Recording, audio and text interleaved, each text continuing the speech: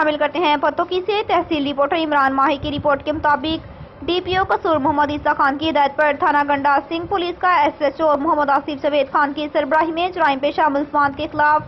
Crack down سنگین جرائم میں ملوث ڈکیٹ گینگ کے 3 ارکان سمیت 5 ملزمان کر کے ان سے لاکھوں مالت کا مال مسروقہ اور اسلحہ برآمد کر لیا گیا۔ S H O Asif Javed کا کہنا ہے کہ گرفتار عرف چھپی گینگ راہزنی اور چوری کی وارداتوں میں پولیس کو انتہائی مطلوب تھا۔ ملزمان نے